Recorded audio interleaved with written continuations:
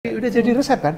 Cara menang adalah kuasai KPU-nya, Bawaslu-nya begini, beli suaranya, politisasi program-program untuk bansos, KPPS-nya. Udah jadi resep ini kan? Ini benar-benar. Iya, karena ada datanya juga, Mas. Ya. 82,3% yang maju di pilkada itu punya sponsor. Nah, tuh. Jadi bisa ngebayang nanti kalau mereka jadi, berarti kan dia akan mengembalikan itu. Dan itu kan rugi buat rakyatnya. Bunuh diri ini sebenarnya. Ini bunuh diri kita secara tata kelola ya. Kalau sampean investor, yang Anda lihat apa pertama-tama? Ya, kepastian hukum, Mas. Kepastian hukum, udah nomor 1 itu.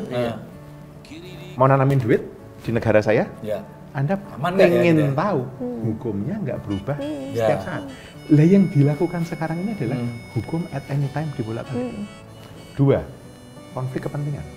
Mereka yang dekat dengan kekuasaan yang mendapatkan dalam tanda petik proyek atau bisnis. Loh kok dulu kok milih Jokowi sekarang sakit hati? Enggak, ini bukan soal sakit hati. Ini soal kesadaran Anda, kesadaran saya, kesadaran kita. Itu teriak-teriak dan dulu kita, you sadar dong bahwa ada yang nggak bener ini gitu. Jadi menurut saya bukan soal sakit hati ya. Orang boleh aja mengatakan apa saja ya. Tapi mungkin perlu jelas bagi kita sendiri bahwa ini bukan soal sakit hati, tapi karena kita ngerti yang kita mau itu Indonesia yang demokratis. Indonesia itu kan gagasan besar ya. Tadi bolak-balik ngomong founding father tadi, gagasan tentang Indonesia itu adalah negara besar, negara yang demokratis, melindungi segenap rakyatnya, adil, kan itu kan. Dan kita ngerti kok arahnya nggak ke situ. Maka kesadaran kita ini kan berteriak. Dan kita bilang, loh tapi orang itu kan dulu begitu. Nah, itu mengapa saya bilang, jangan setianya pada orang, tapi pada nilai, tapi pada gagasan. Menurut saya itu yang terjadi. Gitu. Kita memang tidak bisa setia atau mengkultuskan seseorang, karena orang bisa berubah. Tetapi nilai yang kita pegang, apakah itu demokrasi, soal hak asasi manusia, keadilan, kesejahteraan untuk yang warga negara Indonesia yang banyak itu yang menjadi utama. Kiri dikira komunis, kanan dicap kapitalis, keras dikatai fasis, tengah dinilai tak ideologis. Halo semuanya, ini ada acara baru namanya Diskusi Barbar ya, kita tonton aja lah ya. Salam Barbar. Tepuk tangan dulu. Kita ada penonton. Semangat. Salam kita adalah Salam Barbar. Jadi semuanya, salam barbar. Salam barbar. Penontonnya belum tahu pertama ya. Tadi juga lupa untuk Ini perkenalkan, saya adalah Stefanus Aji, generasi milenial akhir. Awal, pelopor milenial. Kamu? Saya Lutfan Naufal, saya generasi milenial akhir. Bukan Gen Z ya? Kamu awal, hampir Gen Z. Hampir Gen Z. Ini ada Gen Z di sini. Kita. Gen Z. Ya. Luar biasa sekali ya. Hari ini kita kedatangan mereka adalah tokoh-tokoh ini. Tokoh-tokoh favorit saya loh mereka. Senior semua mereka dibanding kita. Yang pertama ada Mas Januar Nugroho, sekarang dari Sekolah Tinggi Filsafat Jakarta. Kemudian satu lagi ada Mbak Dani yang akademisi dan aktivis dan juga sekarang kepala di Lab 45. Dan duanya pernah sama-sama di KSP. Jadi sangat akrab sepertinya dengan Presiden Jokowi. Ya, akrab ya? Ya sangat akrab. Di KSP seharusnya begitu ya. Seharusnya ya? Tapi sudah nggak di KSP lagi ya?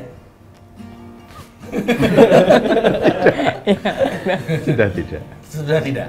Dulu saya lebih akrab sama Mbak Dani daripada Pak Jokowi ya? Makanya sekarang bareng. Kita akan ngobrol-ngobrol apa di Diskusi Barbar episode pertama ini? Jadi sekarang itu kan habis pileg baru selesai, pilpres baru selesai, terus kemarin itu parpol sempat naikin isu hak angket, cuman kan kayak kenapa kayaknya agak menurun gitu sekarang, terus kayak direm-rem nggak terlalu digas, sedangkan kalau kampus-kampus itu malah tampak semakin kompak. Minggu lalu aja ada acara besar yang terus mengunggat campur tangan pemerintah gitu untuk di pemilu-pemilu kemarin dan ngumpul di 2 kampus utama pergerakan di UI dan di UGM gitu. Jadi kita sih juga kurang pengen tahu lebih dalam juga kenapa kampus-kampus ini masih gerak gitu. Terus apa sih urgensinya gitu? Apakah kondisi Indonesia ini udah parah atau segenting itu hasil dari Pilpres dan Pileg kemarin gitu? Karena kita pengen tahu sih gitu. Ya kan sementara di DPR-nya kayaknya diem-diem aja yang punya hak kayaknya. Iya. Dan wakil kita di sana bahkan kan kita kemarin berharap dari PDIP yang akan menaikkan maju terdepan. Ya, tapi kemudian malah ketua DPR yang kemudian Mbak Puan malah bilang nggak penting hak angket gitu.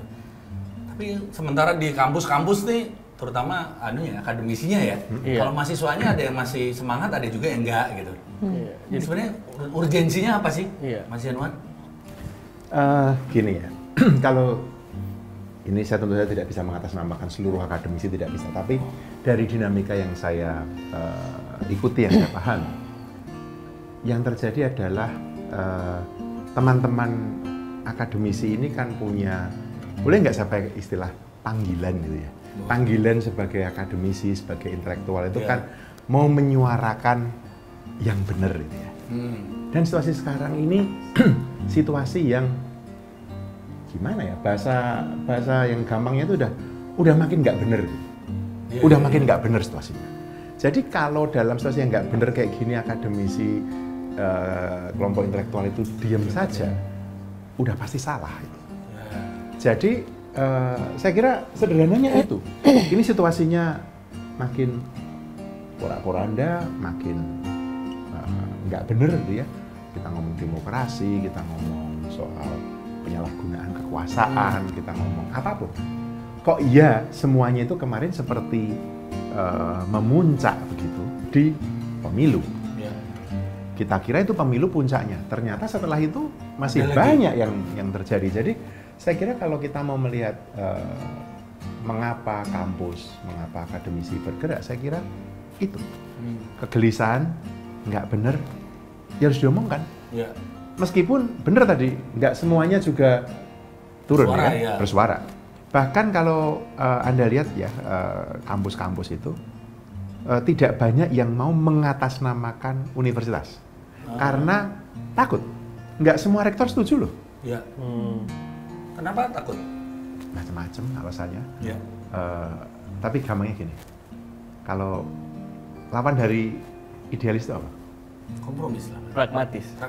Pragmatis, idealis, realis saja itu.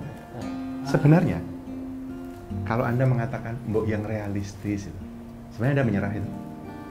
Itu menyerah ya berarti? Menyerah itu. Dan situasinya seperti itu. Ketika banyak akademisi turun, terlibat, nggak semua kampus, rektornya mau mendukung karena berbagai kepentingan. Entah takut dukungan ke kampusnya dihentikan, entah takut kasus, entah apapun. Tapi saya kira dengan munculnya akademisi kemarin di Jogja, kok ya kebetulan karena saya tinggal di Jogja, saya dari sana, saya ikut di Jogja itu. Saya datang ke UGM, dan saya melihat sendiri, menyaksikan sendiri teman-teman saya akademisi di sana. Kemudian kami sendiri Jabodetabek kan, kami ikut waktu itu di FKUI ya, di Salemba, dan turun ke sana. Dan saya dengar sekarang Bandung bergerak, ya kan? Mulai bergerak, kota-kota lain bergerak juga. Saya kira kembali ke pertanyaan tadi, ya karena kita ngerti ini nggak bener, ini mesti disuarakan. Harapan saya, teman-teman mahasiswa juga ikut. Harapan saya, beberapa kelompok mahasiswa sudah ikut, beberapa enggak. Ya orang mengatakan bebas-bebas saja itu ya. Ya boleh berargumen begitu. Tapi bagi saya mereka yang mengaku dirinya intelektual, mereka yang mengaku dirinya akademisi, mereka yang mau dirinya kaum anggaplah terdidik gitu, mestinya tahu ada yang nggak beres. Mestinya tahu. Tapi tahu tapi aja banyak juga ya. Itu hal yang lain. Nah, itu mengapa kami bergerak agar nggak takut, ayo bareng-bareng gitu loh. Kalau sendirian mungkin takut itu. Ya, itu kan dari kampus tadi. Kalau Mbak Dani sendiri kan sering berhubungan dengan civil society, juga aktivis sosial, HAM dan perempuan, dan berhubungan langsung dengan masyarakat gitu kan. Kampus intelektual, lalu kenapa hubungannya apa sih sama masyarakat luas gitu? Kampus itu kan pasti ngelihat sesuatu yang gede gitu. Jadi kenapa masyarakat luas juga harus peduli gitu misalnya? Karena kan banyak juga yang masyarakat yang bilang, ya udahlah yang penting gua kenyang aja gitu. Yang penting gua kenyang ya ini pemilu mah bukan urusan kita lah gitu. Tapi apa sih sebenarnya hubungannya? Elitis banget dan itu hanya yang pintar-pintar aja lah, kalian yang mikir gitu kan. Tapi sebenarnya masyarakat tuh ada impact-nya nggak sih ke masyarakat dengan hal-hal semua hal yang terjadi sekarang yang nggak ideal ini gitu. Ya, terima kasih. Saya rasa kita harus atau perlu ya membicarakan dulu apa sih yang kita anggap situasi yang nggak benar itu gitu ya. Karena kalau situasi yang nggak benar itu adalah kita bilang kalau di elit kita, elit itu dalam artian akademisi itu elit.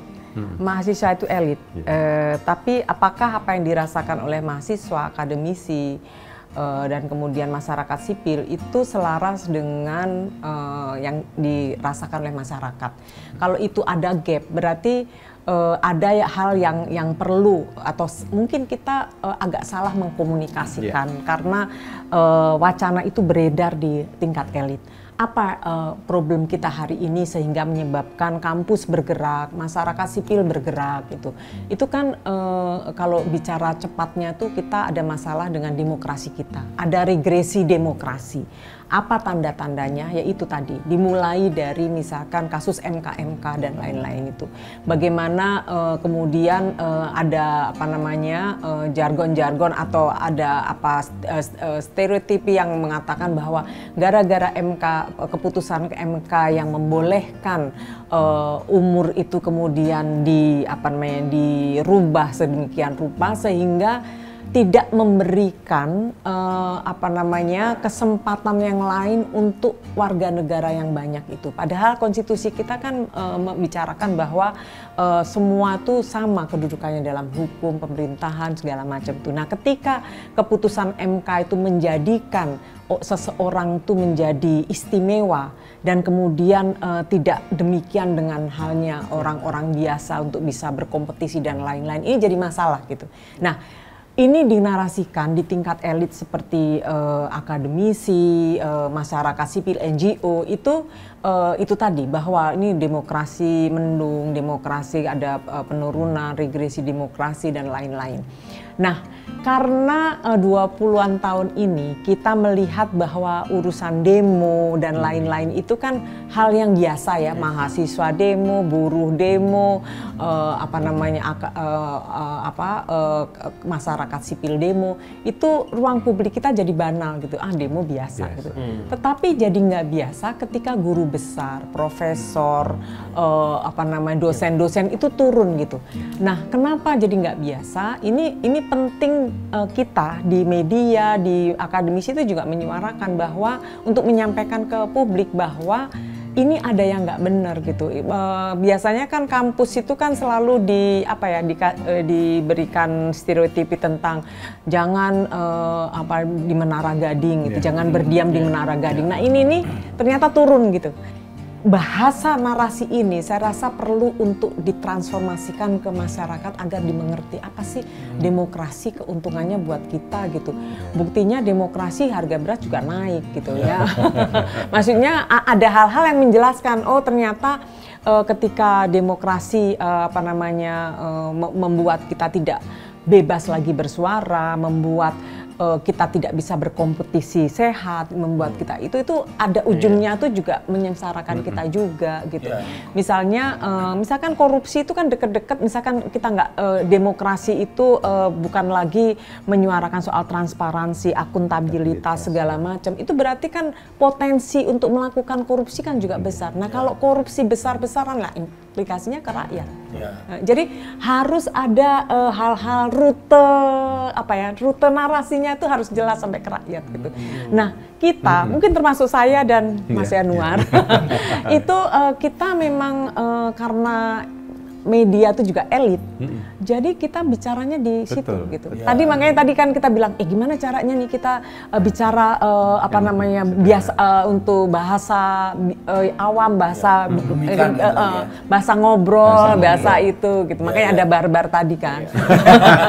Jadi emang sekarang kan nilai moral yang KKN gitu-gitu malah dianggap ya udah aja gitu, biasa diakui ada tapi dianggap ya udah gitu. Apalagi kalau dicontohin dari yang paling atas, mungkin yang bawah-bawahnya benar kata Mbak Dani tadi, dari mulai masuk kerja, masuk sekolah, masuk jadi atlet, semuanya kayak jadinya harus kasak kusuk gitu. Pelanggaran itu dianggap nilai-nilai tentang etika, mungkin moral itu jadi bahayanya gimana ya? Nah justru itu saya kira mengapa teman-teman di kampus ya kalau saya memahami mengapa kemudian mau turun atau memilih turun, karena kemudian pelanggaran entah hukum, entah etika itu demikian biasanya sehingga dianggap ya sudah nggak apa-apa. Ini kan bahaya sebenarnya dalam jangka panjang ya. Yang saya tulis di koran itu, yang di kelas saya ajarkan kepada mahasiswa saya. Saya selalu bilang, dari apa yang ada, kita tidak bisa melompat ke apa yang seharusnya. Apa yang ada itu contoh yang saya tulis di koran itu loh. Kalau 90% siswa SMA nyontek, apa ya lalu boleh nyontek gitu ya kan? Bahkan dibuat kebijakan nyontek itu sah gitu. Iya, kan kita nggak bisa begitu kan. Lalu kalau gitu kemudian kita proyeksikan, kalau masyarakat diam saja ketika melihat ada korupsi, lalu korupsi boleh. Korupsi semua. Sekarang saya agak lebih jauh sedikit. Kalau mayoritas masyarakat malah memilih pelanggar HAM dan yang mencederai etika menjadi pemimpin, ya. Apakah boleh berarti ya? Apakah lalu melanggar HAM dan etika itu boleh? Ya biasa aja. Nah, itu loh, itu titik penting. Saya kebetulan ikut terlibat dengan teman-teman masyarakat sipil yang memantau pemilu. Dan kami berpendapat ada 3 jangan itu tentang kerusakan. Tentang apa? Kecurangan. Jangan dinormalisasi. Kecurangan itu jangan dinormalisasi, jangan dianggap normal. Yang kedua, kecurangan itu jangan didiamkan, dibiarkan. Istilahnya tadi apa? Mbok kita move on itu ya kan? Nah itu. Jangan. Yang ketiga, kecurangan, pelanggaran ini jangan ini bahasa lain lagi nanti dikritik Mbak Dani, diinstitusionalisasikan. Maksudnya gini loh, udah begitu biasanya, malah jadi strategi. Ini ya, kalau nggak diomongin besok, pilkada besok November itu. Akan kayak gitu semua? Isinya kan kayak gitu, karena udah punya playbook, udah jadi resep kan. Cara menang adalah kuasai KPU-nya, Bawaslu-nya begini, beli suaranya, politisasi program-program untuk bansos, KPPS-nya, udah jadi resep ini kan? Ini benar. Karena ada datanya juga mas. 82,3% para yang maju di pilkada itu punya sponsor. Nah, tuh. Jadi bisa ngebayang nanti kalau mereka jadi, berarti kan dia akan mengembalikan itu. Dan itu kan rugi buat rakyatnya. Dan itu konkret gitu. Nah, kita pilkada November. Ini kan hal-hal yang sudah diperlihatkan sejak 2020 oleh KPK. Nah, kita masih terus saja bisnis as usual terus gitu. Iya. Berarti reformasi yang kemarin lebih dari 25 tahun ini kita kembali lagi ke situ lagi dong. Kalau saya ya, concern saya yang Mbak Dani sampaikan tadi, obrolan ini meskipun sudah kita coba sesederhana mungkin, ini menyampaikan ke publik nggak gampang loh. Ya. Kalau ditanya, apa ya kaitan kecurangan pemilu dengan nasib saya besok? Ya. Saya juga dapat. Saya juga dapat kok bansosnya. Loh, malah kemarin saya dijanjikan ini. Iya enggak itu. Itu loh tantangan kita sekarang. Pendidikan politik masyarakat pendidikan politik tentang demokrasi. Iya. Sebenarnya paling gampangnya kan kemarin ya udah terima uangnya aja, nggak usah dipilih gitu kan. Itu kan cara bodohnya ya. Tapi kan sebenarnya itu nggak membenarkan juga kan mas. Nggak bisa. Itu nggak bisa juga. Iya, kan? Harusnya nggak terima. Itu kan kayak semacam melegitimasi soal korupsi. Iya. Jadi memang kita tuh gini, biasa kita mengatakan bahwa demokrasi di negara-negara lain juga lagi turun, tapi itu kan bukan semacam pembenar bahwa kita membiarkan demokrasi di Indonesia juga seperti itu gitu kan. Dan itu kan 20 tahun lalu kita berdarah-berdarah untuk mendapatkan ruang demokrasi yang kita cita-citakan. Nah, masalahnya jangan-jangan ini kita juga boleh loh kita otokritik ya. Kita kritik diri sendiri. Akademisi perlu mengkritik diri sendiri, NGO perlu mengkritik diri sendiri. Kita juga perlu lah kita berefleksi terhadap kondisi hari ini. Misalnya apakah pengawasan, kontrol, apakah kondisi hari ini itu memang semacam hal yang dulu masih kita cita-citakan gitu. Misalkan pengawasan gimana, kontrol gimana. Karena dalam demokrasi itu check and balances perlu, transparansi perlu, akuntabilitas perlu. Dan kalau itu kemudian mulai ada sumbatan-sumbatan, itu kan ya perlu kita kritisi bersama. Pendidikan politik 10 tahun ini sudah jalan belum? Pendidikan politik masyarakat loh ya. Pendidikan politik masyarakat. Sementara misalnya kalau dulu kita kan menyandarkan pada lembaga-lembaga donor. Tapi kan sekarang mereka melihat bahwa demokrasi di Indonesia itu udah stabil, udah bagus, udah macam-macam. Nggak ada lagi yang mau bayarin urusan pendidikan politik segala macam, udah bagus gitu. Nah itu kemudian jangan-jangan juga kita lengah gitu. Kita mungkin wacana demokrasi itu wacana elit gitu. Padahal di sana elit itu juga punya kepentingan. Elit itu juga soal pragmatisme, soal permisivitas, soal kompromi. Itu kan juga nggak pernah kita bayangkan akan seperti ini gitu. Jadi kalau kita bicara pemilu curang segala macam itu, kalau kita mau memetakan itu kira-kira siapa aja yang tanda kutip bersalah, itu tuh penting loh kita tuh mungkin pedih tapi kita memang harus perlu untuk melakukan itu. Nah kedepannya ya saya melihat bahwa ini kan demokrasi itu kita nggak bisa berkompromi untuk mengorbankan demokrasi, harganya mahal gitu. Jadi kalau ke depan kita harus melakukan berlayer-layer, mau melakukan kerja-kerja yang mengotori tangan kita.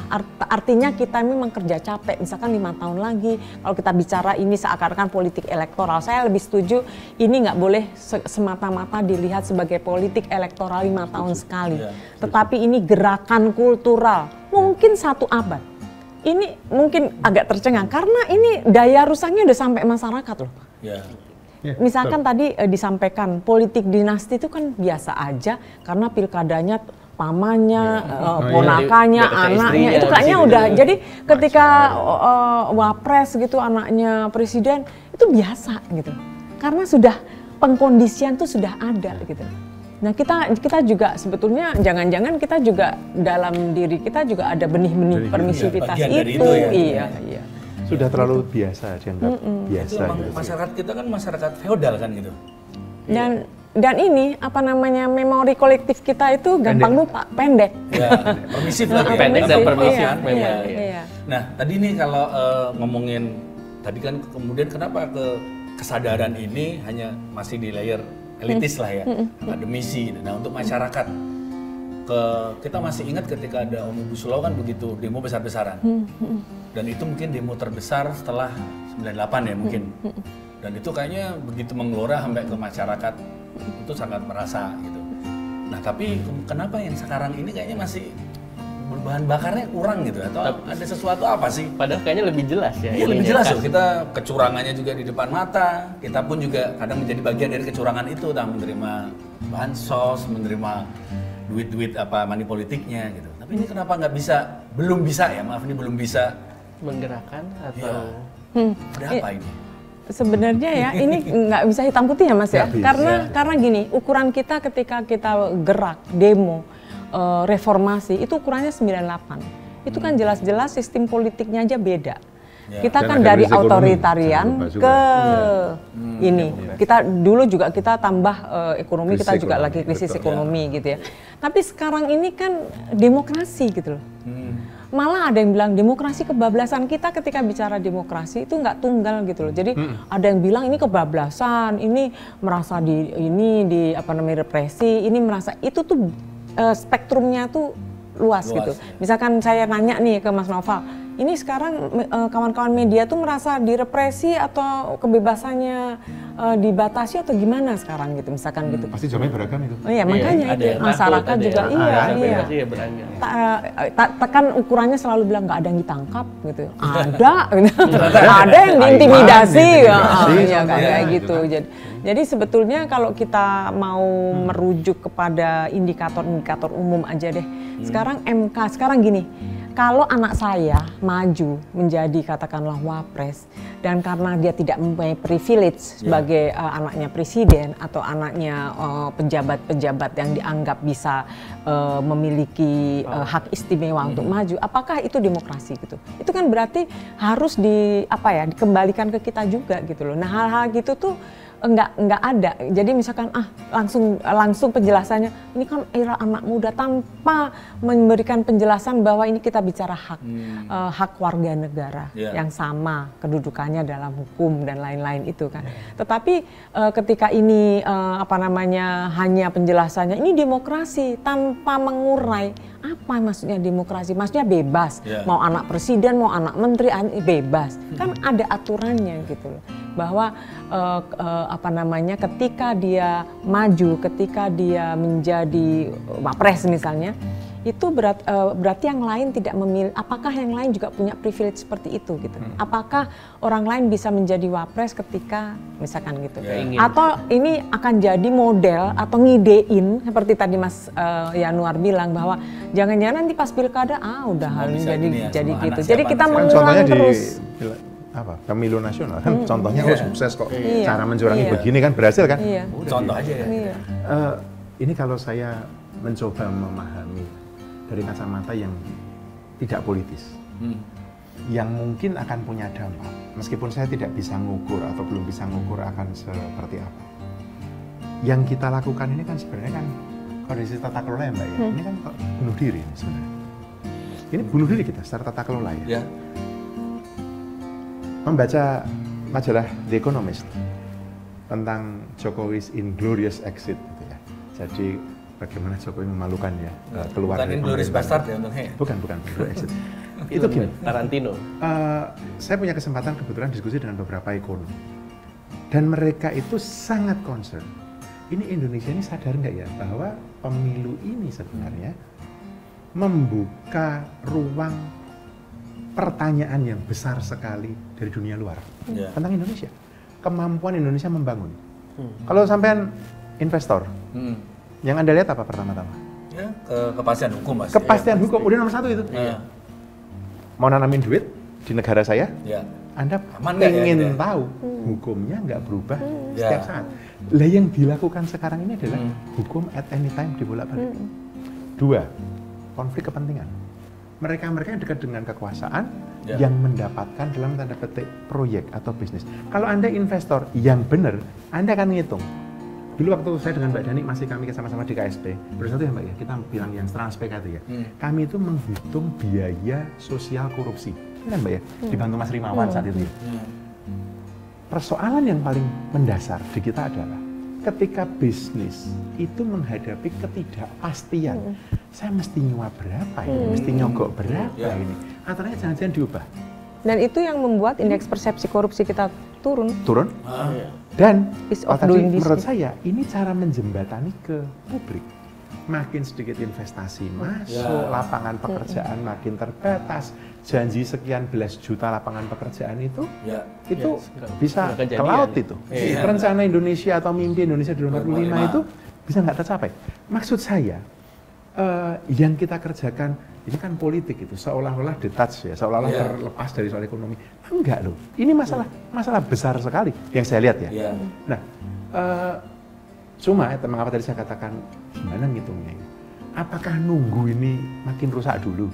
Setelah itu baru bilang, saya bilang apa? Bener kan? Nah, masa gitu? Masa kita nggak mau juga kayak gitu. Udah pura-pura enggak? Saya membaca laporan proyeksinya Goldman Sachs tentang perkembangan ekonomi.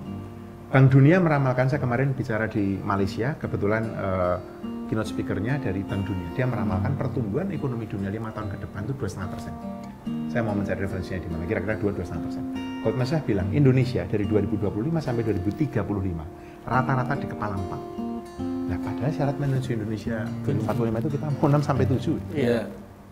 Tinggal nyampe. Ditambah situasinya seperti ini, kita kebayang nggak keterpurukannya gitu ya. Tapi ya apa iya kita mau menunggu sampai seterpuruk itu? Menurut saya kok itu ya titik-titik di mana kita kecamatan kita, saya bilang masyarakat sipil, akademisi itu ya. Mengapa mau? Dan menurut saya pentahapan itu jadi penting seperti kata Mbak Dani tadi. Kalau saya pragmatisnya atau bukan pragmatis, taktisnya adalah di jangka pendek ini ya kita dorong kalau memang lawsuit ke MK hasil pemilu jangka pendek itu mendorong DPR agar berani menggunakan hak angketnya. Menurut saya itu hal penting itu. Mendorong audit forensik KPU. Ada yang mengatakan waktu pertama kali kita gulirkan ya, walah susah lah mendorong. Nyatanya sekarang KPU ngaku bahwa si KDK, bahwa si Rekap ternyata ada di dan ternyata nggak satu server kan? Ada Silon, ada si KDK, ada satu lagi ada 5 server kan? Penting nggak sekarang? Audit ini penting agar ketika diumumkan ada apa namanya hasilnya itu legitim gitu. Karena kalau itu nggak diaudit, nanti pasti perdebatan ini legitimate enggak? Bisa percaya juga. Jadi jangka pendek menurut saya, jangka pendeknya itu.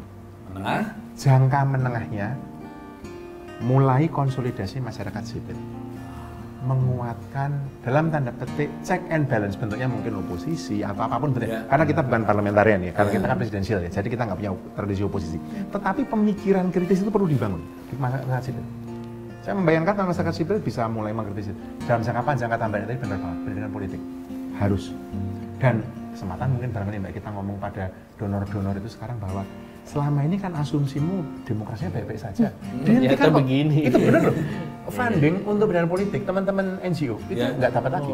Adanya fundingnya untuk hal teknis, perubahan iklim, land use, pemberdayaan. Saya tidak mengatakan itu tidak penting. Tapi ternyata kita ngomong agenda development di sini, yang paling dasar demokrasi ini nggak beres ini. Harusnya donor itu juga kembali mikirin lagi ya Mbak ya.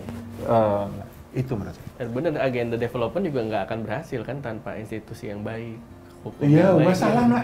Gimana kalau mau ngomong soal pemberdayaan perempuan atau gender equality atau mau ngomong soal bahkan event lingkungan, kita teriak-teriak dibagi-bagiin tapi ini dibagi-bagi jadikan food estate yang bener aja ngomong enggak apa-apa lah itu. Semua kan bilang bahwa pemilu sekarang itu yang terburuk ya. Kita tahu kita bicara kuota perempuan misalnya, itu dari 21% itu nyungsep kan. Ini turun. Ini ada yang bilang 15-17%. 30%. Iya, harusnya 30%. Pemilu terburuk seperti tahun 71 gitu. Setelah reformasi. Kita ukurannya itu aja. Iya. Terus kemudian saya setuju ya bahwa kita tuh memang harus punya rute. Misalkan tahap jangka pendeknya itu apa gitu ya. Jangka pendeknya adalah kita harus terus mendorongkan hak angket sama ke MK tuh harus. Ini bukan perkara menang atau kalah saja. Tetapi ini sebuah proses yang mengajarkan kita bahwa yang namanya kecurangan itu harus dilawan. Yes, setuju. Itu karena bicara soal fondasi demokrasi itu. Jadi kalau misalkan kita nggak boleh hanya teriak aja, tapi ini harus sebuah gerakan hak angket didorongkan dan kemudian ke MK juga itu. Dan kemudian kita harus mikroskopin pilkada. Karena jangan sampai ini kemudian bagian copy paste dari pilpres ini gitu. Dan betul capek itu dalam artian gitu. Nah kemudian belum lagi nanti kita itu dia. Jadi itu sebetulnya mengulang jangan sampai mengulang pilpres kemarin gitu. Jadi kita memang harus mewaspadai atau memikroskopin proses-proses demokrasi yang ada gitu. Dan pendidikan politik itu memang harus secara paralel. Harus sekarang ini teman-teman masyarakat sipil, NGO berjejaring dengan akademisi dan bahkan kalau di kementerian lembaga itu kan juga sebetulnya bukan entitas yang homogen ya. Ada kawan-kawan birokrasi yang perlu dikawani gitu. Jadi kerja teknokratis juga penting gitu. Jadi ngelihat pemerintah memang nggak boleh hitam putih gitu. Nggak boleh hitam putih, nggak boleh monolitik. Jangan mikir pemerintah tuh kalau jelek-jelek semua itu enggak. Saya yakin kok tetap ada teman-teman kita dulu champion ya Mbak ya. Orang-orang baik-baik di pemerintah yang memang harus ditemani. Justru agar mereka di sana mereka PNS, diajak ngobrol dan mereka itu juga butuh dukungan kita gitu. Oke, karena ini diskusi barbar, kita menghadirkan beberapa teman-teman barbar di sini. Yang mereka itu juga banyak teman dari ada yang kayak saya kurang setuju ketika politik itu selalu ngomong harus anak muda gitu ya. Berarti anak yang setengah tua itu nggak boleh dong berarti ya. Harus semuanya, politik itu semuanya kan, nggak cuma anak muda. Tapi kebetulan di sini banyaknya muda kebetulan. Ada yang setengah-setengah muda, dewasa lah ya, mature gitu. Boleh mereka di diskusi barbar ini mereka boleh ikut bertanya, boleh ikutan berpendapat juga. Silahkan kalau ada yang mau bertanya. Silakan. Perkenalkan. Nama alamat, nomor telepon. Jangan dong, nanti didokter. Generasi boleh, generasi. Halo, nama aku Raisa. Aku ternyata Gen Z. Ternyata. Iya gitu deh. Aku mau nanya deh, tadi ngomong ini juga kan dibuka sudah cerita anak muda. Aku ingat Pilpres kemarin itu kayaknya anak muda jadi apa ya, agak kayak dikejar banget suaranya. Kemudian lebih dari setengah pemilih anak muda. Jadi katanya pendidikan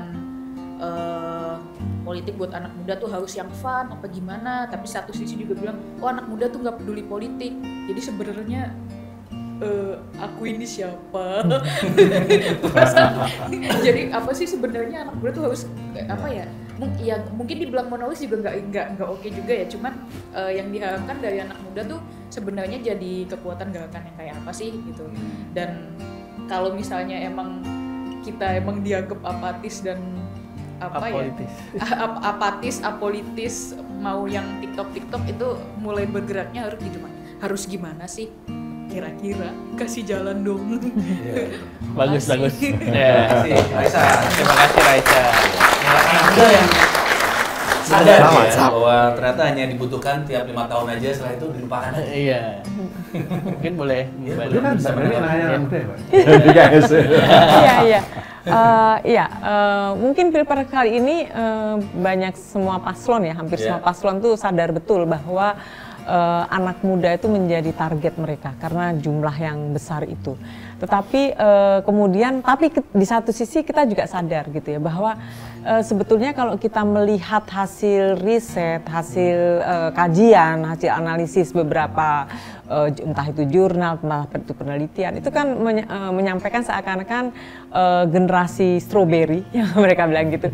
Generasi strawberry itu sebenarnya saya nggak setuju karena itu kan menunjukkan soal kerapuhan segala macam ini ya.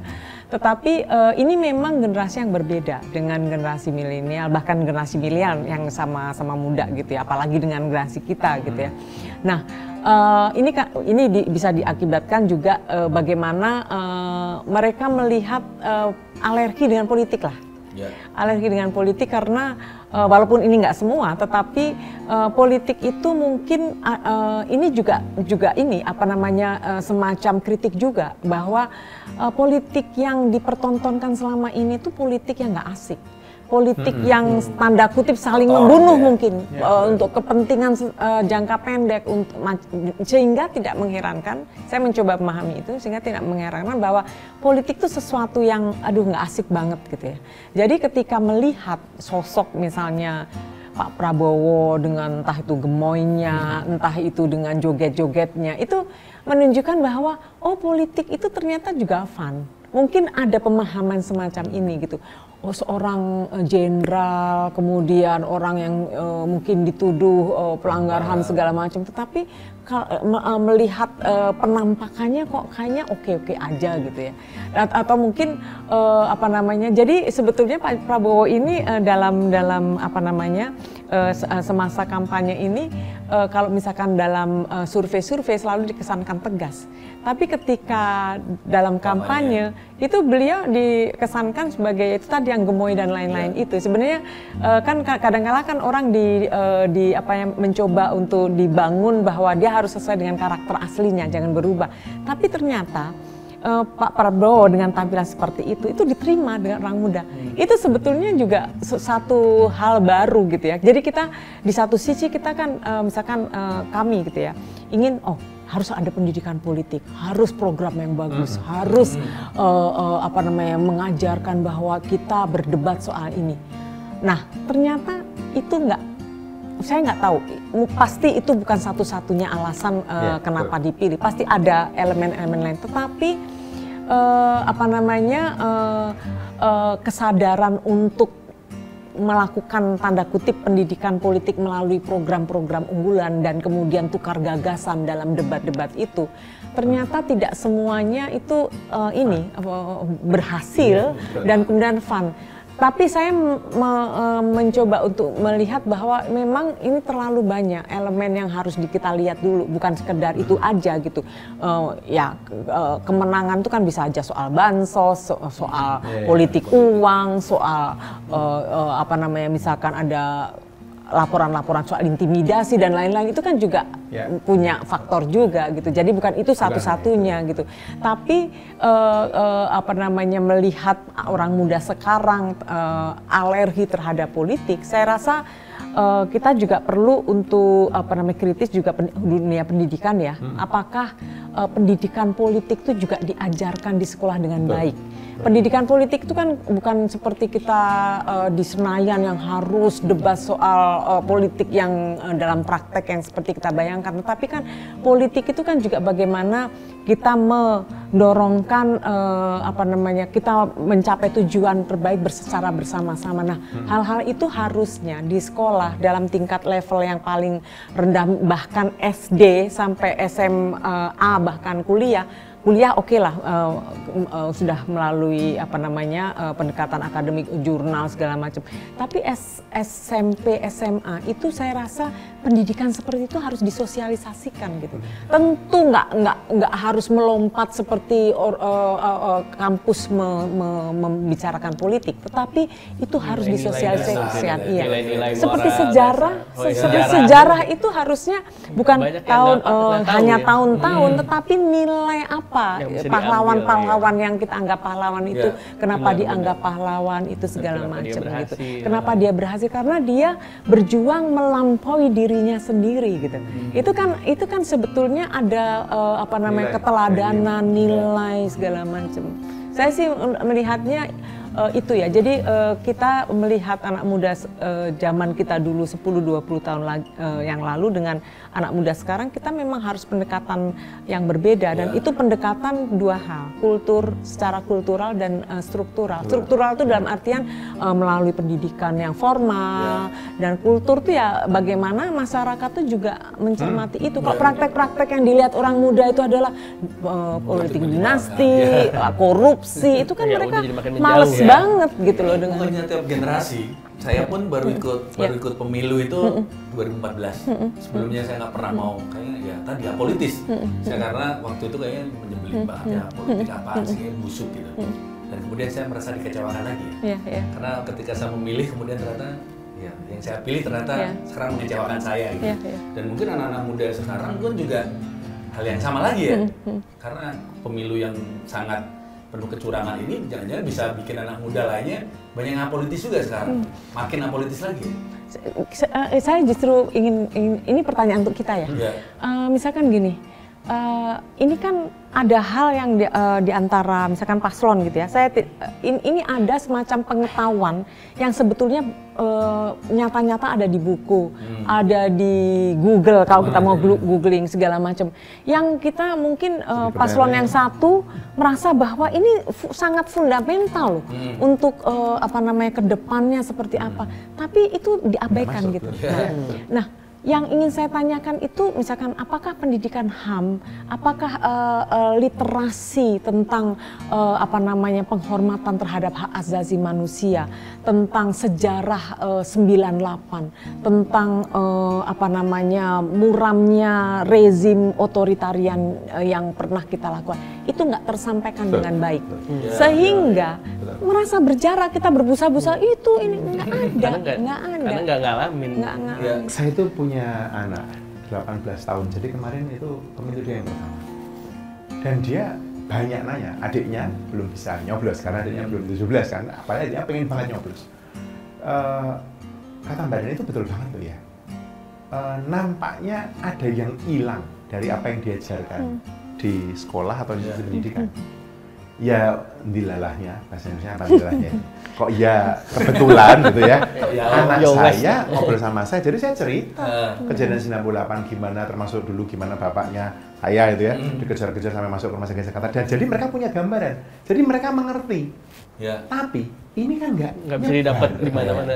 Jadi betul kata Mbak Dini tadi, satu karakteristik yang saya lihat ya, kebetulan karena saya juga aktif ngajar di kampus, apalagi setelah saya di periode kedua saya nggak lagi di KSP, adalah saya melihat anak-anak muda ini memang mencari yang cepat dipahami, Mbak. Jadi kalau ada yang sulit dipahami gitu, males ya. Saya tidak tahu di mana salahnya, tapi bahkan ketika saya ngajar gitu ya, mereka maunya itu diberitahu. Jadi bukan mencari dari buku. Kalau dari buku, Pak bukunya apa Pak, halaman berapa? Saya bilang nggak mau dibacain sekali aja gitu. Nah, hal semacam ini menurut saya fundamental. Betul, saya setuju Mbak. Ini mesti kultural, mesti kultural, mesti jangka panjang. Kalau mencari yang asik, mencari yang cepat, gampang dipahami, ini pasti wacana politik nggak masuk. Karena politik tadi, istilah Mbak tadi bagus banget nih, politik itu nggak asik.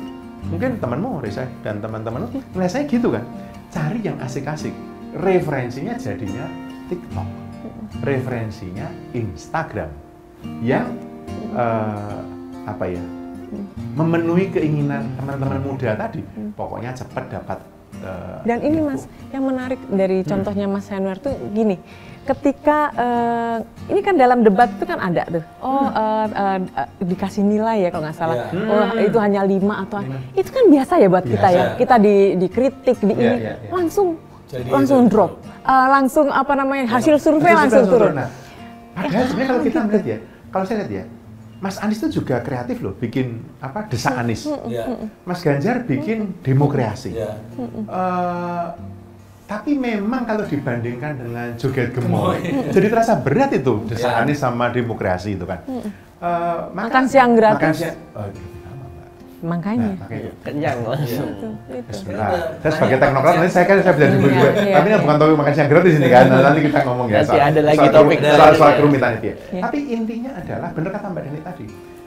Nampaknya ini kalau otokritik buat kita, bagaimana pendidikan politik ini bisa dibuat lebih asik agar generasimu bisa itu mau ikut mendengarkan. Karena pendidikan politik itu berat-berat mungkin juga susah ya. Masalahnya tantangannya adalah memang ini perkara berat. Gimana membuatnya asik gitu kan ya. Nah itu. Jadi kita yang pikirin harus deh. Saya mengharapkan media seperti jadi peran kita ini, bisa kayak gitu atau acara baru-baru itu membantu menerjemahkan hal yang berat-berat ini dalam bahasa anak muda. Kita memprovokasi sih ini. Benar ya, anak muda itu malas dulu nonton 1 jam atau setengah jam. Iya, harus ini dipotong-potong dalam bentuk kecil TikTok lempar, kalau nggak bisa. Itu anak muda. Iya, tadi kita juga nyari buat potongan dari tadi. Okay. Atau kalau enggak, kita kadang-kadang dipertemukan dengan anak muda gitu. Jadi seperti tadi Raisa mengatakan dengan sangat baik sekali tadi itu pertanyaan-pertanyaan seperti itu ya. Itu jadi maksudnya kita ini jangan-jangan ada gap komunikasi yang lebar banget gitu loh. Apa yang kita pikirkan, kita kan juga nggak mau ya. Waktu dulu kan kayaknya tua banget ya kita kayaknya tua banget. Iya itu dari itu Mbak Nasa itu tuh ayah udah tua gitu. Makanya ketika ciri-ciri orang tua kan kita nggak mau ya. Kita nggak mau di orang tua gitu. Jadi waktu anak saya nanya saya banyak mengarahkan dia untuk menggunakan itu loh, bijak memilih. Pernah mendengar kan?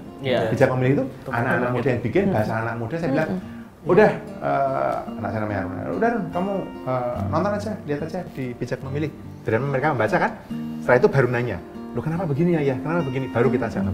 Tapi memang perlu, jadi sekarang terasa ya pentingnya platform pendidikan politik untuk anak muda.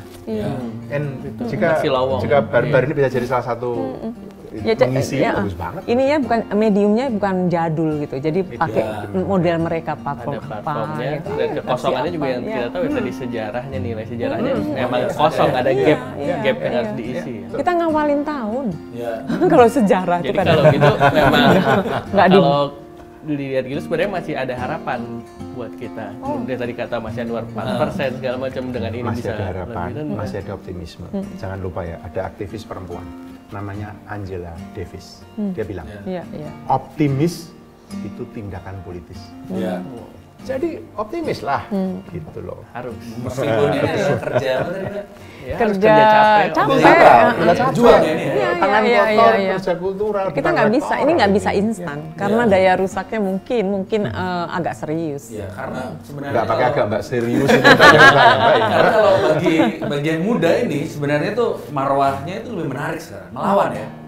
Karena kalau kita ngomongin founding father dulu kan juga bisa lawannya jelas, lawannya jelas ya. Dan ini lebih berat. Dan ini lebih berat karena melawan bangsa sendiri. Sesuai kata founding father ya. Dia bisa melihat ke depan. Founding father tuh emang sialan ya ngomong ya. Katanya memang kamu akan perjuanganmu lebih berat akan melawan bangsamu sendiri. Beri aku 10 pemuda aku akan mengguncang dunia. Ini dikasih berapa pemuda ini kacau ya kita ya. Berarti harus kita lanjutkan perjuangan ini ya. Mungkin dari teman-teman yang muda, setengah muda, ataupun sebenarnya bukan anak muda aja yang semua berjuang ya. Tapi semuanya yang peduli terhadap yang bangsa dan negara ini ya. Dan punya nilai-nilai yang ideal. Ya, tadi pendidikan dasar tentang, saya baca tulisannya Mas Yanuar tentang ya akal sehat, etika dan moral. Karena itu ya dasarnya dari semua apapun ya. Sebenarnya kan yang kita perjuangkan dari dulu kan itu ya. Ya.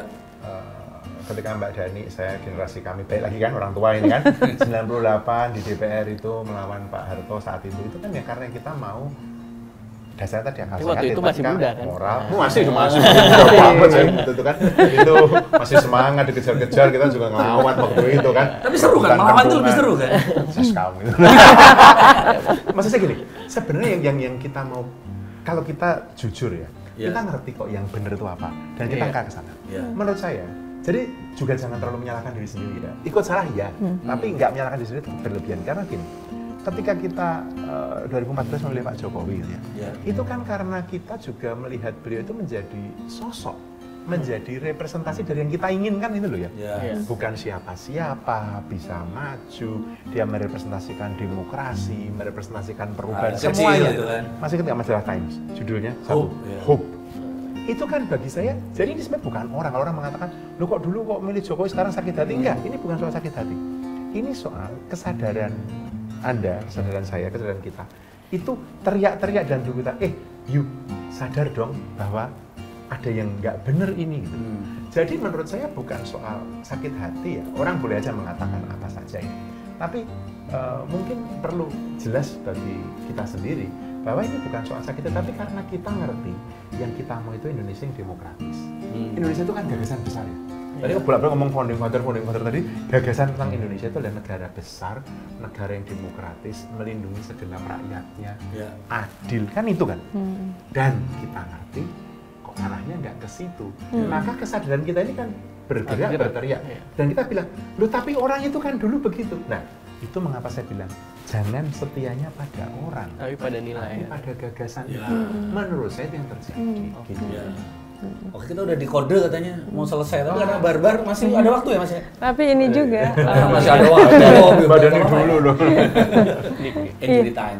Iya, saya rasa tentang kita memang Pilpres ini sebenarnya ini rangkaian yang agak panjang ya, tetapi setidaknya kita bisa membicarakan bahwa Pilpres ini mengajarkan kita banyak hal. Salah satunya adalah yaitu tadi kita memang tidak bisa setia atau mengkultuskan seseorang karena orang bisa berubah.